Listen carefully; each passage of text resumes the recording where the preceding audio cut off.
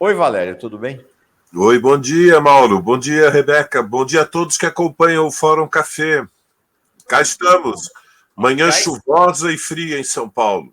Opa! Não sabia não. Aí em Taboão também, Rebeca? Também começou a chover agora há pouco, tive que correr ali tirar a roupa do varal. Começou a chover do nada. Legal, vicissitudes do cotidiano. Ó, eu vou te colocar uma questão complexa, mas você gosta das coisas complexas, então estou tranquilo. Que é a questão da reforma tributária e o estatuto do governo Lula. A campanha do presidente Lula foi feita debaixo dos marcos políticos de uma frente ampla.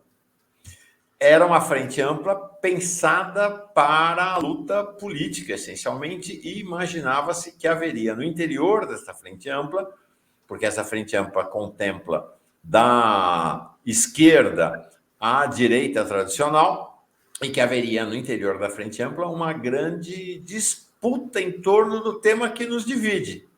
Né? A Globo, por exemplo, a Globo apoia o Lula, mas a Globo tem uma visão em relação à economia, a Simone Tebet tem uma visão em relação à economia, o Alckmin, o Lira, bem diferente da nossa. Então, que haveria uma disputa no interior da Frente Ampla pelos temas, pela agenda econômica. Mas não é assim que a coisa está acontecendo. A gente vê uma convergência também nos temas econômicos no interior da Frente Ampla, e me parece, quero ouvir sua avaliação, com prevalência, com hegemonia, com dominância das teses de fundo neoliberal. Foi assim com o arcabouço fiscal, foi assim agora com a reforma tributária, que o que foi votado é a reforma tributária proposta já desde o governo Temer, né? A reforma tributária que estava na agenda desde o governo Temer. E aí me surpreendeu, nesse fim de semana, o Armínio Fraga. O Armínio Fraga, o banqueiro Armínio Fraga, um dos oráculos aí dos neoliberais, que desce o cacete no governo Lula desde 1º de janeiro, é um dos críticos mais ácidos, deu uma entrevista para a Globo News dizendo: é um sonho essa reforma tributária. É um sonho essa reforma tributária. Para mim foi muito significativa esta fala do Armínio Fraga. E aí você tem, ao mesmo tempo, você tem no campo da esquerda, eu vejo lá no Congresso, sabe, Valério?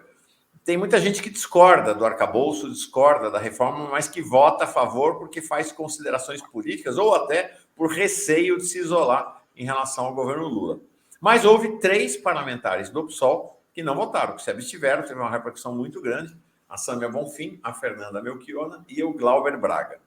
Então, estou te entregando esse pacote inteiro aí para você abrir e destrinchar para nós desse cenário da aprovação da reforma tributária, aprovação do arcabouço e dessa dinâmica da frente política e temas ou agenda econômica.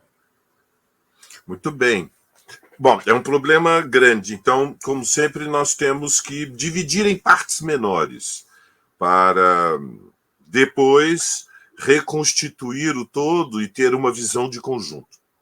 Bom, na reforma tributária, ela responde à necessidade de superar uma etapa do capitalismo brasileiro em que se criou uma monstruosidade, que é o atual sistema fiscal do Brasil, que é disfuncional, Mauro, até para o capitalismo. O tema fiscal, ele evidentemente é luta de classes, mas é preciso alertar, é preciso a gente, digamos, compreender que a luta de classes ela é fundamentalmente luta entre capital, trabalho, e entre as duas classes fundamentais da sociedade existem as camadas médias, a pequena burguesia proprietária, a nova classe média urbana de alta escolaridade que ocupa funções executivas. É a luta de classes. Mas existe luta também dentro das classes fundamentais, ou seja, há uma permanente luta de classe em diferentes frações burguesas. Nenhuma classe no século XXI, mesmo as duas fundamentais, capital e trabalho, nenhuma delas é tão homogênea, é tão unida, tem interesses comuns tão claros que seja possível se unir em torno de uma só representação política. Então, há uma luta social também entre os donos do capital. o que ocorre com o sistema tributário? O sistema tributário brasileiro ele se apoia fundamentalmente no peso dos impostos indiretos, que são os impostos que estão incorporados ao consumo. Ou seja, quando compramos mercadorias, embora a maioria dos brasileiros não saibam, no preço de 1 quilo de arroz está embutido um imposto indireto que é arrecadado sobre o nome de ICMS, Imposto de Circulação de Mercadorias e Serviços, e que é repartido entre as instâncias da federação, fundamentalmente os estados e municípios. Muito bem. Ocorre que há exceções as mais variadas. As exceções são tão grandes que todo negócio de média e grande dimensão no Brasil tem que ter contabilistas hiper especializados, porque as variações das alíquotas é a proporção do imposto que é arrecadado sobre o preço da mercadoria. Elas são as mais variáveis, e há setores que são muito favorecidos, setores que pagam a alíquota média, e a alíquota média ela sobe em função da desproporção dos setores que são favorecidos, porque os estados e municípios não querem perder o peso que tem na carga fiscal. Isto gerou um sistema, repito, insano. É uma deformação, uma distorção total. O mundo simplificou a arrecadação de impostos. Então, a primeira coisa que é preciso dizer sobre impostos, a primeira e fundamental, é que a distorção principal do Brasil é que os impostos diretos eles remetem fundamentalmente a metade da carga fiscal e os impostos indiretos a outra metade. Isto é uma distorção brasileira. Se quisermos, é uma jabuticaba. Por que é uma distorção? Porque significa que o peso que a maioria das sociedades mais pobres pagam para sustentar os serviços públicos é desproporcionalmente maior, porque a alíquota que está embutida no preço é a mesma para todas as classes da sociedade, não importa qual é a sua renda, não importa qual é o seu patrimônio. Então, a injustiça fundamental do sistema tributário brasileiro ele está no peso absurdo que tem os impostos indiretos, que são os impostos sobre o consumo. Depois há outras distorções, evidentemente, porque dentro dos impostos indiretos há setores que são favorecidos e outros que são poupados. Então, por exemplo, os clubes de futebol não pagam os impostos indiretos e vão continuar sem pagar. As igrejas não pagam. E, portanto, isso transformou... E vão continuar sem pagar também, né? E vão continuar sem pagar e portanto, transformou a demanda místico-religiosa brasileira num potencial mercado religioso, porque abrir uma igreja e arrecadar fundos através da contribuição dos fiéis é potencialmente um negócio muito favorável. E, de fato, surgiram milionários, né, que estão à frente de igrejas que são verdadeiras empresas de dimensão internacional. Então, a principal distorção é o fato de que os realmente muito ricos, no que remete a patrimônio e renda, a máxima alíquota dos impostos, por exemplo, do imposto de renda, é muito baixa, é 27,5%, enquanto nos países centrais, ela frequentemente está entre 40% e 50%. E, por outro lado, há uma segunda distorção, que é que a classe trabalhadora com direitos, aquela que está acima dos 2 salários mínimos mensais de renda, e está entre 2,5 ou entre 2,7, como a arrecadação da primeira faixa do imposto de renda é muito baixa, estava em menos de R$2.000, agora está em menos de R$2.500 mensais. Isso fez que o número de contribuintes tenha disparado no Brasil. Hoje nós temos mais entre 35 e 40 milhões, foram entregues, eu não vi o número final, não quero ser impreciso, mas alguma coisa provavelmente em torno de 37 milhões de declarações de imposto de renda desse país, para uma população que tem contratos e que, portanto, faz descontos de imposto de renda na fonte, 38 milhões de carteiras assinadas no setor privado e aproximadamente 14 milhões de funcionários públicos. Vocês... 35 milhões, Valério. 35 milhões e 182 mil. Foi isso que foi entregue. Então, você veja, entre 35 e 40 milhões, 35 milhões entregaram, 38 milhões de carteiras assinadas, 14 milhões de funcionários, 52 milhões de soma. Então, sobre 52 milhões de trabalhadores que têm contratos, 35 milhões tiveram que... É outra distorção. Enquanto que os realmente muito ricos, que concentram uma proporção escandalosa da renda nacional nas suas mãos, pagam no limite máximo 27,5%. Então, nós temos distorções variadas. No que remete à reforma tributária que foi aprovada, o que aconteceu? O tema fiscal foi separado em duas partes. Esta primeira parte remetia unicamente a uma regulação dos impostos indiretos e a criação, como devem saber os que nos acompanham, de unificação de dois impostos, um na esfera estadual municipal e outro na esfera federal. A ideia era oferecer racionalidade, e a racionalidade significa limitar as exceções, ou seja, os setores que seriam beneficiados. Nesse terreno, o que se conseguiu? O que conseguiu de progressivo foi que, como está uma luta essencialmente, quando remete aos impostos indiretos, ela antes de ser uma luta entre capital e trabalho, há tensões entre capital e trabalho, evidentemente os partidos de esquerda estavam ali defendendo que houvesse isenção de imposto de renda para os produtos da cesta básica, porque isso aumenta a acessibilidade dos trabalhadores a uma alimentação saudável. Mas o fundamental desta disputa é uma disputa entre frações burguesas, ou seja, quais são os setores que vão ser beneficiados.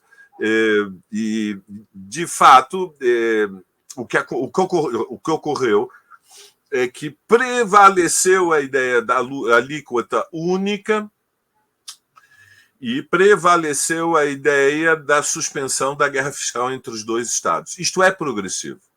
Ou seja, havia duas distorções brutais, digamos assim, duas monstruosidades no sistema de impostos indiretos. Os diretos vão ser debatidos no segundo semestre, pelo encaminhamento que foi feito para poder avançar as votações no Congresso Nacional.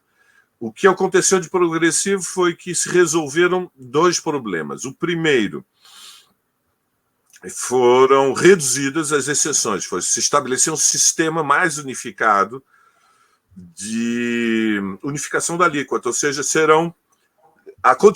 continuarão a existir exceções e continuarão a existir deformações, vamos ver, no resultado final ainda não ocorreu, mas é o mais provável. As igrejas, como o Mauro já confirmou, cito uma, porque é uma deformação espantosa, mas, no fundamental, vai se unificar a alíquota. A segunda é que a guerra fiscal fica suspensa. Deste ponto de vista, isto é um avanço muito grande. Por quê? Porque um dos traços mais desagregadores, mais caóticos e regressivos da situação que nós tínhamos era a guerra fiscal entre os estados para aumentar a participação, aumentar a arrecadação. Porque, veja, é um imposto estadual e municipal. É uma guerra entre municípios e uma guerra entre estados. Então, muitas empresas saem de São Paulo, por exemplo, onde pagavam mais impostos, vão para Minas, onde havia guerra fiscal, ou seja, Minas, para atrair capitalistas, oferecia benefícios da arrecadação do ICMS que essas empresas não tinham em São Paulo. Bom, isso cria uma distorção monumental no país. Então, se estabeleceu um critério que suspende, oxalá, a guerra fiscal, que é que a cobrança não será feita no estado onde é produzido o bem e o serviço, mas sim no estado do consumo, de tal maneira que não há interesse em nenhum estado de oferecer perdão fiscal, poupança fiscal, ou seja, ter o capitalista de estimação do governador do estado, que é o que acontece, é o capitalismo de compadrio, o capitalismo de burguês de estimação. Entre São Paulo e Minas, a guerra era total, era algo assim impressionante. Fuga de capitalistas de pequenas, médias e grandes empresas para Minas, porque Minas estava disposto a oferecer perdão do ICMS, enquanto que em São Paulo as regras eram um pouquinho mais sérias.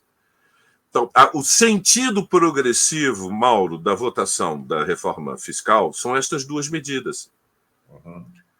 Há um sentido progressivo. Seria inocente da parte de socialistas, sejamos mais moderados ou mais radicais, ignorar que a guerra fiscal é uma distorção horrorosa do capitalismo brasileiro, é algo assim meio primitivo, é próprio de uma sociedade que está num estágio tão retardatário e atrasado, que é o vale tudo.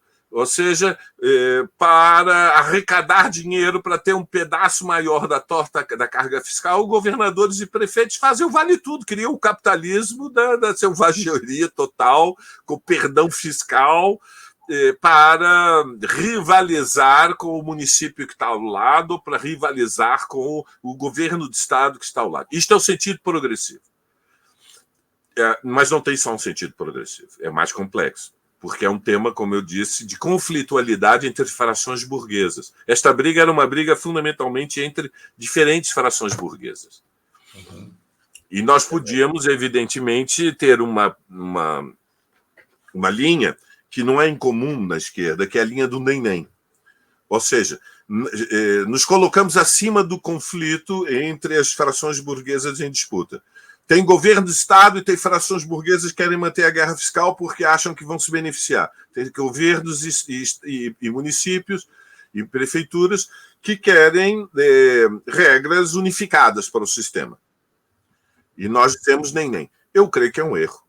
Ou seja, neste tema, é um tema que tem uma certa dimensão técnica, tem consequências econômicas e sociais, evidentemente. Deixa ver, isto suspende a fuga de capitais de regiões mais estruturadas, onde as regras de gestão do Estado são mais claras, e confronta com regiões que são mais retardatárias, onde o compadrio e, portanto, a associação sem regras mínimas entre capital e Estado, ou seja, em que as empresas e a prefeitura estão numa intimidade de interesses que é indivisível. Então, nós temos que, digamos, identificar o que há de progressivo. O que há de progressivo é a unificação da alíquota, redução do número de exceções e um prazo para o fim da guerra fiscal. Veja, não tiveram nem a coragem de votar, olha, acabou. A guerra fiscal acabou. Não tiveram coragem de votar. Vamos devagar fazendo a paz fiscal ao longo dos próximos 7, 8 anos para ver se conseguimos avançar. Limitações. Há limitações. E é por isso. Tanto que a rigor não muda absolutamente nada na estrutura tributária brasileira por enquanto. Vai começar a mudar só depois do governo Lula e a implantação, vamos dizer assim, plena desta reforma que foi votada, 2032. Mas há aspectos da reforma que só entrarão em vigor daqui a 50 anos, estima-se, né, Valério? Exatamente, digamos, acordo burguês, ninguém quer perder. Então, o acordo assim, olha, nós vamos fazer a paz, mas o pedaço do pudim de cada um não diminui assim de um dia para o outro. Isto vai ser feito lentamente até que nós consigamos uma plena pacificação, e mesmo assim vai haver mecanismos de compensação, porque alguns estados e municípios vão perder a arrecadação e outros vão ganhar, evidentemente. Então vai haver uma Câmara Nacional de Compensações, e o próprio desenho da Câmara envolveu grandes debates, porque o Brasil, como sabem, tem 27 estados e o Distrito Federal, e isso leva a um peso maior de estados, a um número maior de estados no norte e no nordeste do que no sudeste e no sul. Então, a Câmara de Compensações era parte também de um conflito para garantir uma maior equanimidade, uma equalização do número de votos entre as regiões. E, de fato, o conflito distributivo não foi tocado, porque o tema central do conflito distributivo é o imposto sobre renda e patrimônio, embora tenha se introduzido uma inovação que é o cashback, né? Antes de você entrar no cashback, só uma questão que, de certa maneira, você tocou no tema que eu lhe perguntei sobre esses 3 integrantes da bancada do PSOL que se abstiveram, que não votaram a favor da reforma, né? A Sâmia, a Fernanda Melchiona e o Glauber Braga. O Boulos, o Guilherme Boulos, encaminhou a favor da reforma e os 3 se abstiveram. Teve um clima assim meio de... Teve setores da esquerda que propuseram até que eles fossem penalizados, que eles sofressem sanções severas porque se abstiveram. E como é que se colocou essa questão no interior do PSOL? E como é que vocês estão lidando com essa divergência? Como é que o PSOL está lidando com essa divergência? Né? Sim. Rebeca, você ia falar, Rebeca? Não, e só complementar, né? Porque aí tem esse comentário favorável do Armínio Fraga, e aí a gente fica tentando colocar na balança, né? Ponderar todas essas ações. Aí pode trazer seu comentário. Tá, o Armínio Fraga, ele é a favor, digamos, ele representa um setor de capital muito concentrado, né, que é o capital financeiro, e é natural que ele esteja satisfeito com a aprovação da reforma, unifica o sistema, cria regras mais homogêneas, suspende a guerra fiscal, é natural que ele está na fração dos capitalistas que apoia a reforma, evidentemente. Bom, no que remete ao PSOL, é um tema super tático, vamos combinar. Votar a favor ou abstenção é um debate tático. Então, primeiro dentro da esquerda, a gente tem que compreender que decisões táticas são complicadas, ou seja, são pequenas variações. Não é um debate de estratégia, não é um debate sobre uma questão central como vai ser, por exemplo, o debate sobre imposto das grandes fortunas, imposto sobre heranças. Isso é um debate em que, digamos, a linha de classe fica clara. Nós somos a favor que a grande riqueza pague proporcionalmente mais para que se possa oferecer mais e melhores serviços públicos, o que tem um custo. E isso faz com que o investimento do Estado por estudante no Brasil seja 10 vezes menor do que o que é feito ainda hoje na Europa Ocidental, que está em crise, o financiamento da escola pública. Logo, não se pode esperar da escola pública, quando o investimento do Estado é 10 vezes menor por estudante, na média, comparado com a Europa Ocidental, um desempenho equivalente ao da escola pública da Europa Ocidental, que, por sua vez, está em curva de decadência.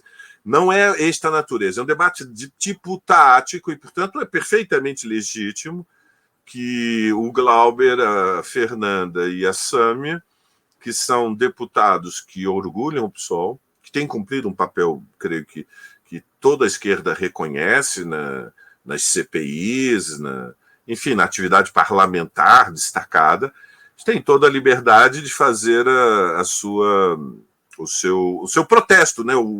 A abstenção é um protesto. Por outro lado, a votação, bom, a tática, ela é feita também no contexto qual é a natureza da votação. Essa era uma votação na qual a disputa era interburguesa, fundamentalmente. Uhum. E como todos nós sabíamos, o resultado era muito previsível. Não estava em disputa uma votação apertada. A votação foi de um conforto enorme. Foi para demonstrar para o Planalto que o setor do Centrão liderado pelo Lira, quando gira e garante a votação. Então, os 3 votos não iam ter papel decisivo. Não dependia dos 3 votos se a reforma seria aprovada ou não. Isso dá uma certa liberdade de ação parlamentar que tem que ser respeitada.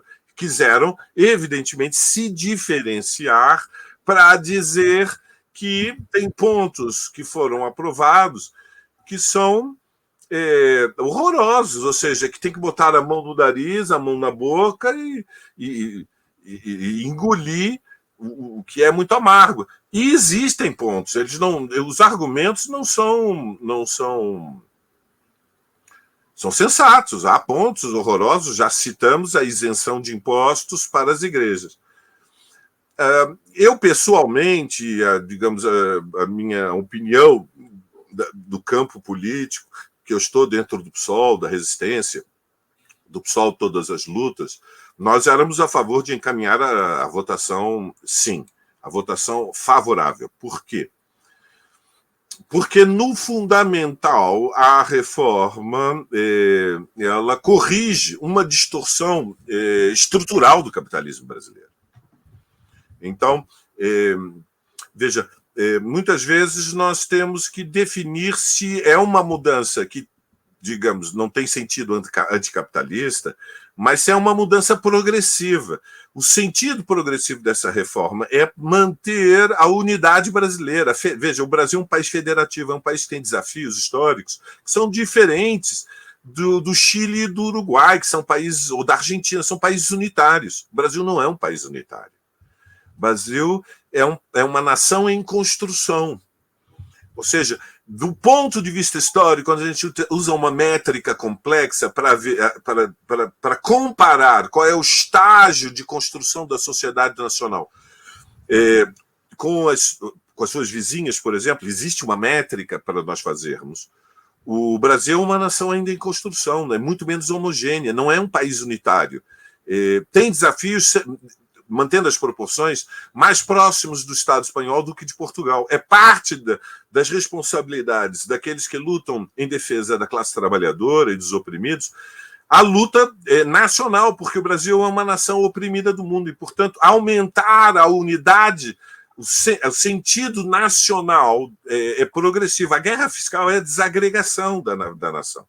A guerra fiscal ela obedece a cálculos mesquinhos e a retardatários, demagógicos, de quem quer oferecer aos capitalistas vantagens que são indefensáveis. Basicamente, são governadores que estão dizendo para os capitalistas: venham para o meu estado, porque aqui a superexploração do trabalho é maior. Venha para o meu estado, porque aqui o salário médio é maior. Venha para o meu estado, porque aqui eu cobro menos impostos. Venha para o estado, porque isso aqui é um paraíso capitalista. Você não paga impostos e paga um salário de fome para os trabalhadores. Bom, nós não somos indiferentes a isso, Mauro.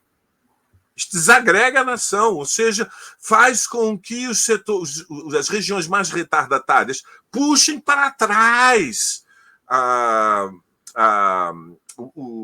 digamos, o relógio da história.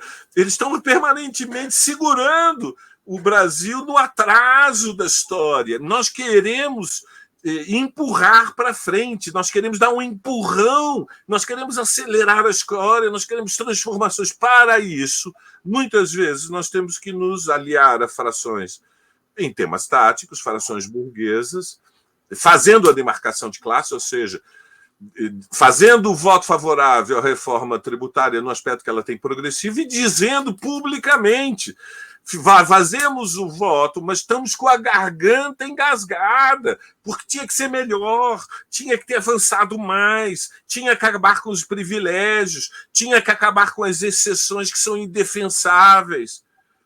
É a vida tática. Há uma disputa, evidentemente, dentro do PSOL, como você sabe, Mauro. Ela é uma disputa que, para resumir para os nossos amigos do Fórum Café, se estabelece em torno de duas opções estratégicas. Aí não é um debate tático, Mauro, é um debate de estratégia. Qual é a disputa?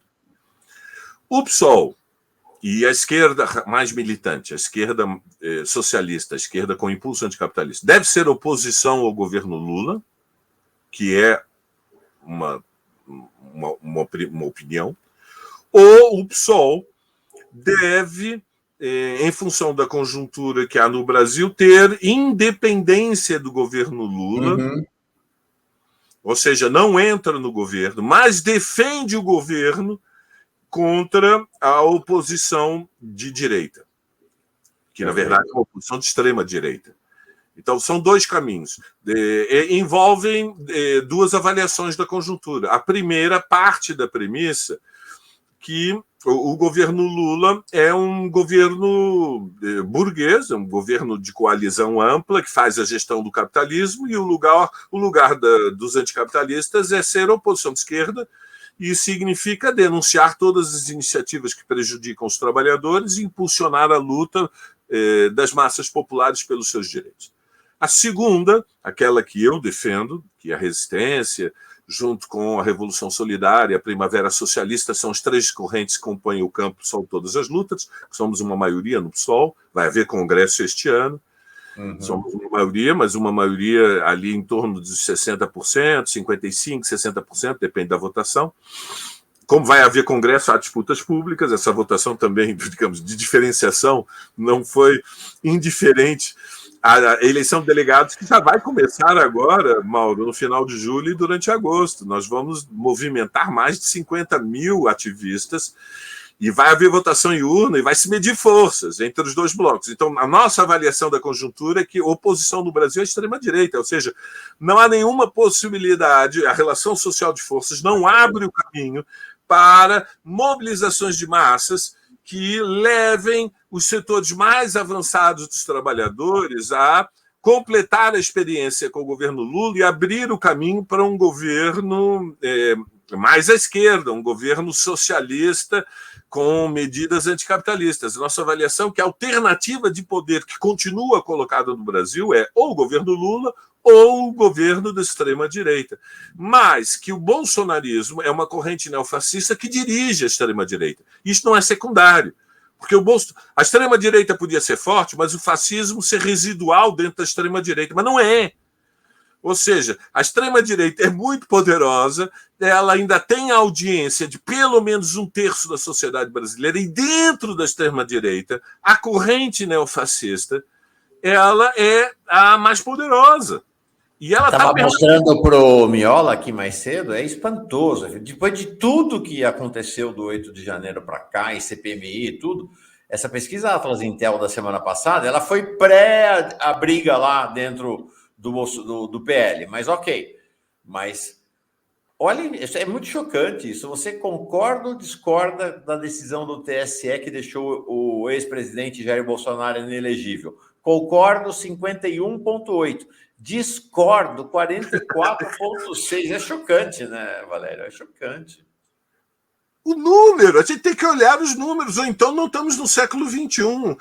Eu acho que o marxismo presta atenção em pesquisas, a gente usa um monte de indicadores, um sistema complexo, mas uma das métricas são as pesquisas. Então nós temos mais de 40% da população que discorda que o imbrochável seja inelegível, é algo espantoso. Então, a localização da esquerda radical deve ser com independência, porque o governo é de frente ampla, existe a representação burguesa de peso, mas são setores mais concentrados, são aqueles que estavam tentando construir a terceira via. Aonde estava a massa da burguesia? Estava com o Bolsonaro. E aonde ela está? Ela continua com a extrema-direita. Uhum. E o peso não é somente o resultado das pesquisas. Os bolsonaristas, eles estão institucionalmente em posições poderosas. Eles governam os 3 estados, dos 4 dos estados do Sudeste, eles governam em 3. Eles têm influência das Forças Armadas, que hoje é indisfarçável, não pode ser oculta, ou seja, toda a investigação do 8 de janeiro leva à conclusão que a influência do golpismo dentro da alta oficialidade das Forças Armadas, média e alta, talvez até maior entre a média, é espantosa. E não fosse tudo isso bastante, tem o aparelho policial civil e militar que foi capturado pelas ideias bolsonaristas e dentro do qual existem oficiais que respondem a orientações fascistas. Logo, o país está respirando de novo, depois de 7 anos de agonia, mas num contexto em que as lutas decisivas, Rebeca, Mauro, não ficaram para trás, são as que estão à nossa frente. Se enganam aqueles que nós estamos lutando contra uma corrente, o bolsonarismo, que só disputa no terreno eleitoral. Não é verdade. Ontem mesmo em Brasília, eles saíram às ruas para celebrar ou para protestar contra a repressão dos manifestantes do 8 de janeiro. Ou seja, nós estamos falando de um bolsonarismo que tem músculos, que tem nervos, que tem audiência, que tem capacidade de mobilização, que tem dinheiro, que tem relações internacionais. Não é um fenômeno brasileiro.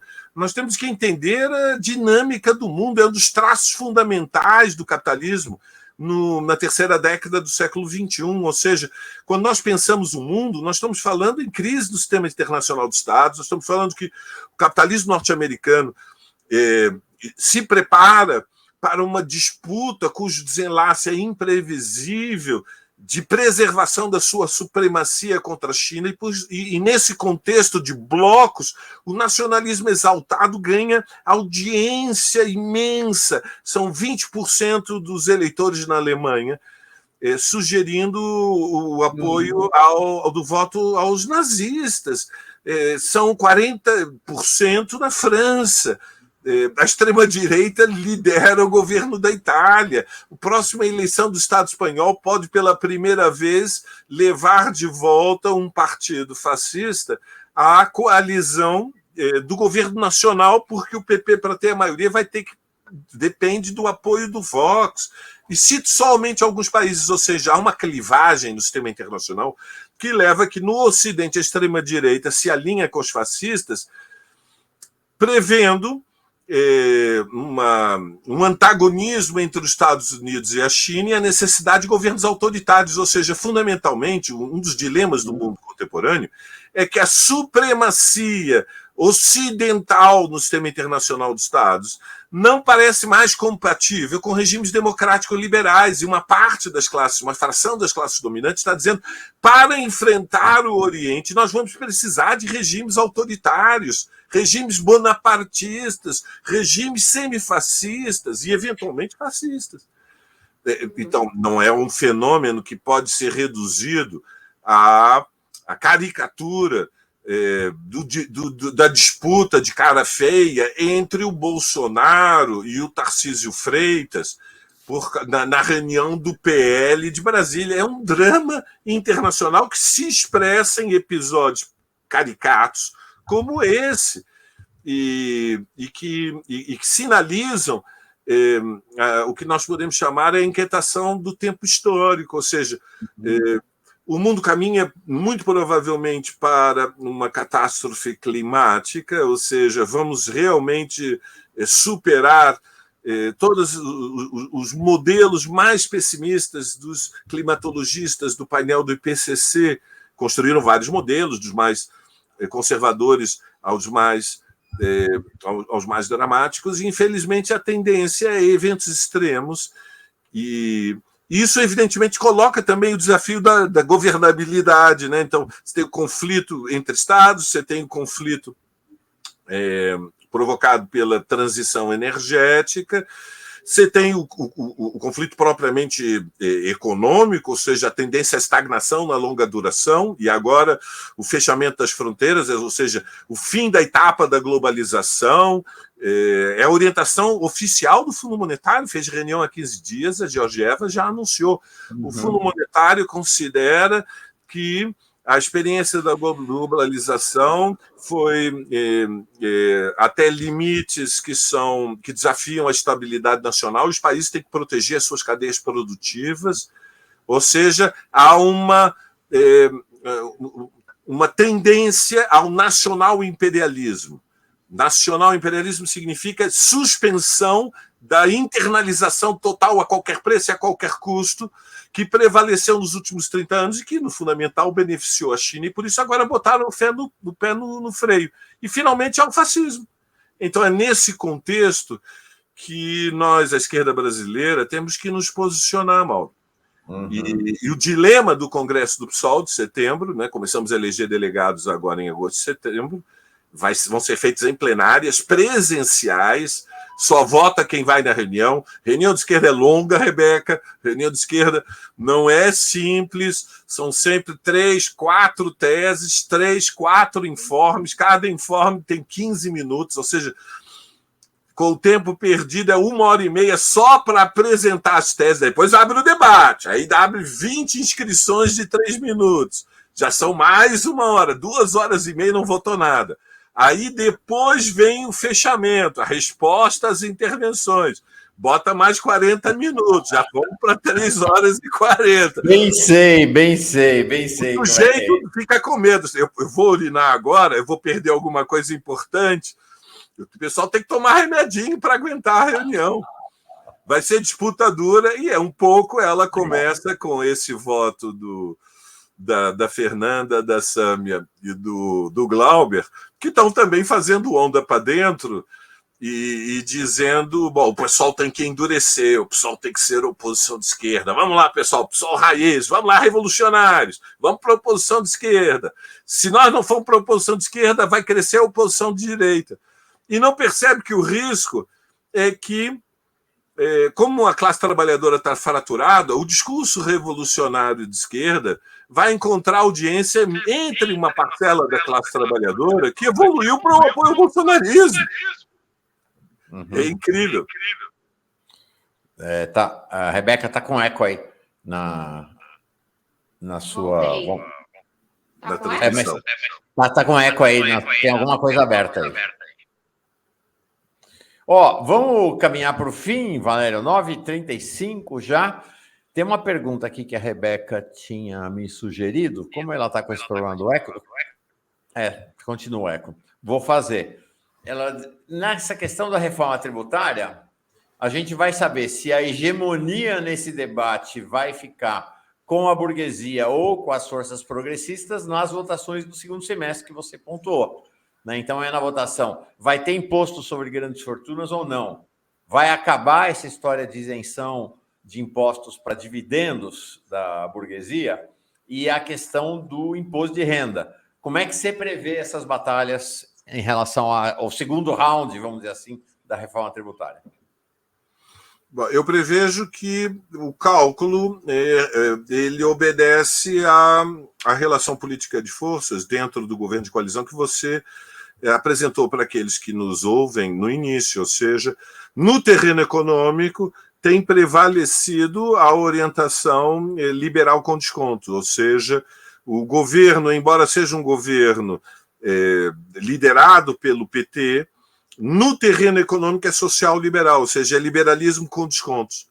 A concessão é grande e é por isso que foi possível manter a coesão, manter a Simone Tebet, manter o Alckmin, porque no fundamental eles perderam a eleição, mas o programa é um programa na qual o PT renuncia ao que seria um impulso de reforma, regulação mais forte do capitalismo, aquilo que historicamente ficou conhecido como desenvolvimentismo, ou seja, um papel mais intenso do Estado na alocação de recursos, tomando, digamos, a direção do desenvolvimento, garantindo a implantação de projetos para favorecer o pleno emprego, a elevação da participação dos salários na distribuição funcional da renda.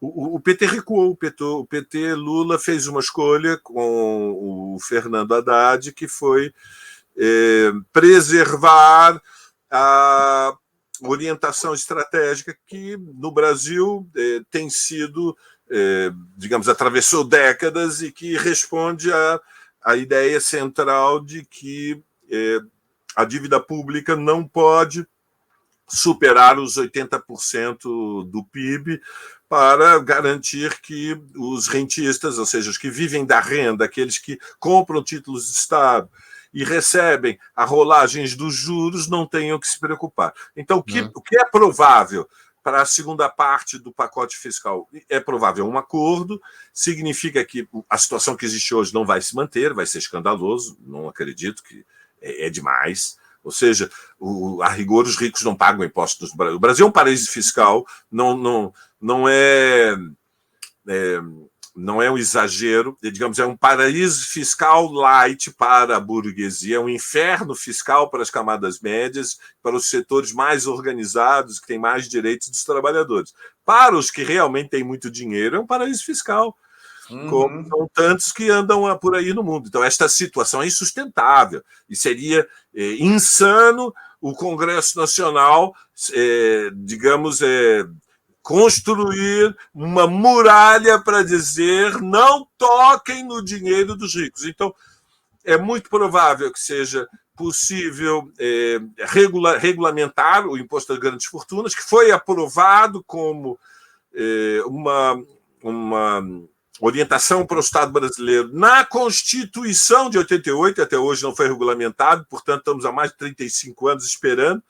Foi praticar lendas gregas, como se dizia antigamente, ou seja, é indefensável, é escandaloso, é uma aberração que não haja imposto sobre as grandes fortunas no Brasil. É muito provável que aí se avance. A alíquota dos impostos sobre as heranças no Brasil é muito baixa e é provável que ela seja elevada, não para o que deveria ser, ou seja, um imposto progressivo sobre as grandes fortunas, com várias alíquotas, sendo que sobre as realmente fortunas milionárias, as alíquotas teriam que ser muito severas.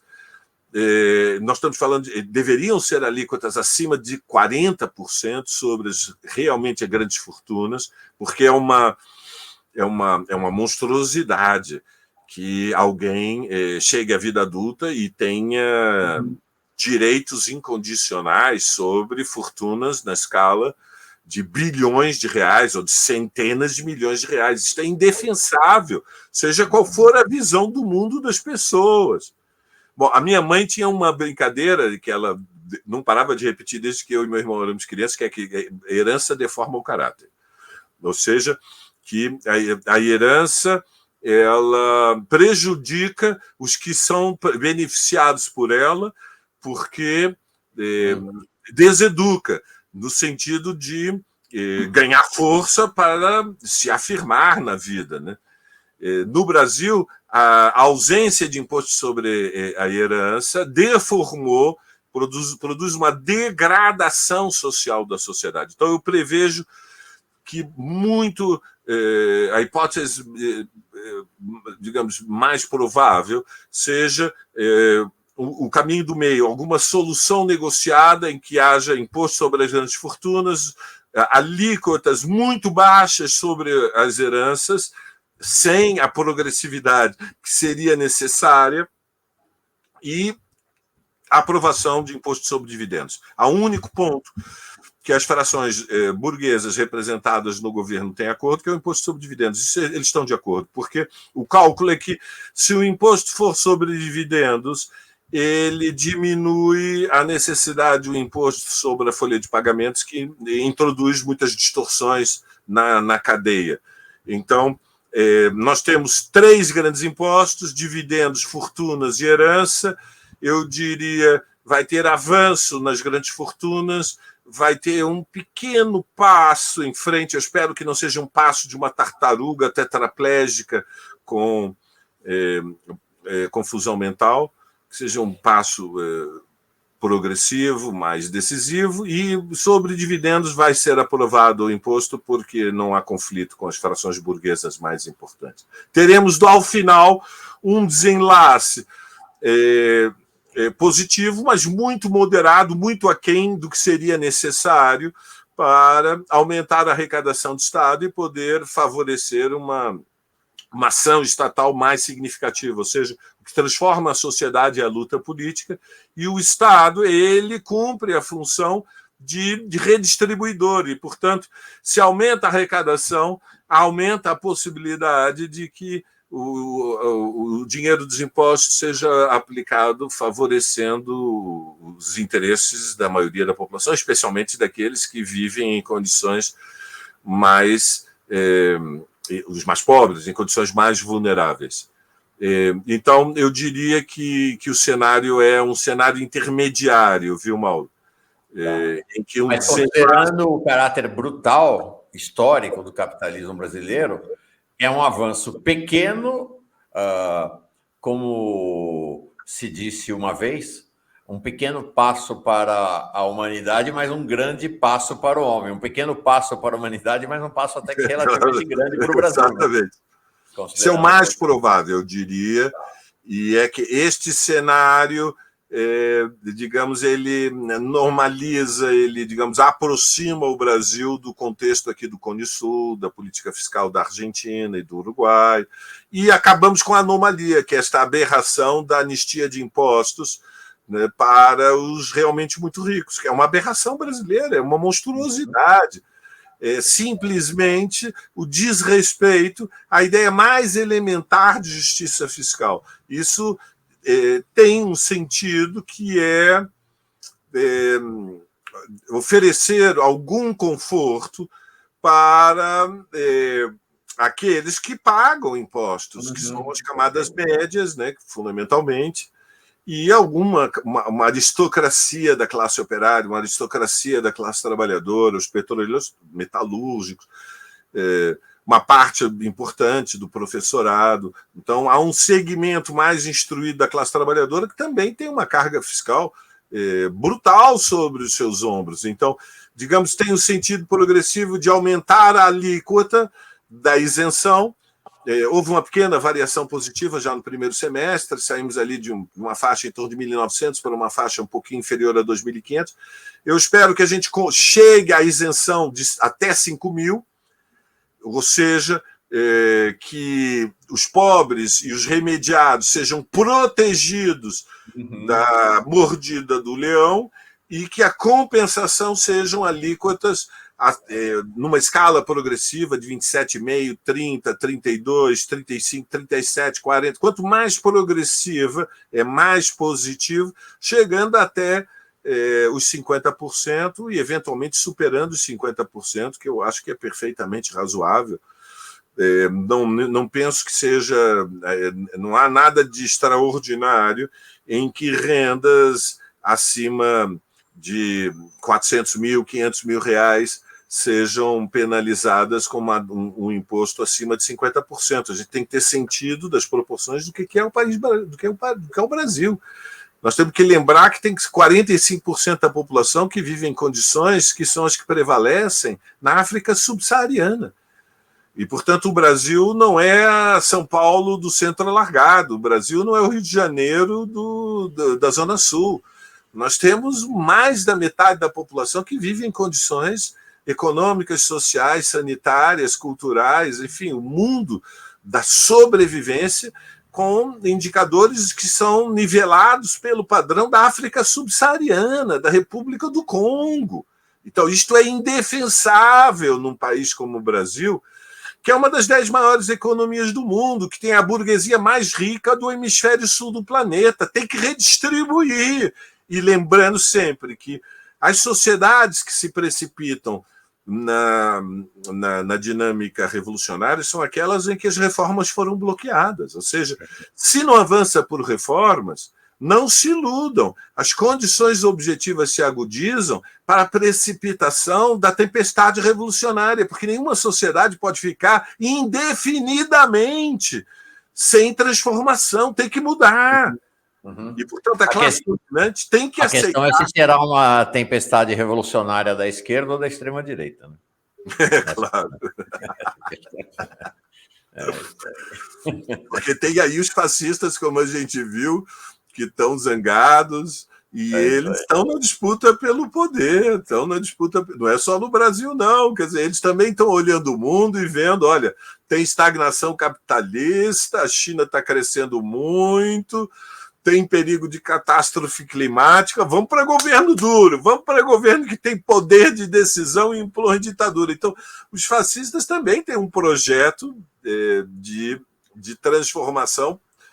Não é bem transformação, é um projeto autoritário para impedir que haja transformações progressivas da sociedade. Mano. Gente, esse é Valério Arcari. Toda segunda-feira uma aula aqui. Semana passada eu escrevi para o Valério comentando, olha, em alguns momentos, talvez você puder cortar, ele falou, mas Mauro, eu tenho 40 anos na sala de aula, e na sala de aula funciona assim, a gente precisa explicar, precisa detalhar, precisa explicar de novo, e depois de 40 anos não consigo fazer diferente, e realmente é muito didático, né, Rebeca? Acho que a presença do Valério aqui é realmente sempre uma boa aula às segundas-feiras, né? Não, me demais. perdoem, porque é difícil me interromper, eu sei.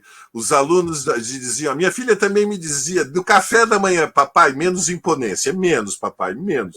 Eu sei que é difícil, me perdoe. Fala, Rebeca. Foi ótimo, foi ótimo. Eu não consegui fazer a pergunta, mas ouvi sua resposta toda. Obrigada, realmente sempre muito didático, e eu anoto tudo aqui, viu?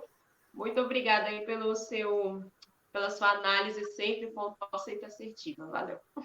Valeu. Obrigado, Valério. Boa semana para ti. Aquele abraço, se cuidem. Abração.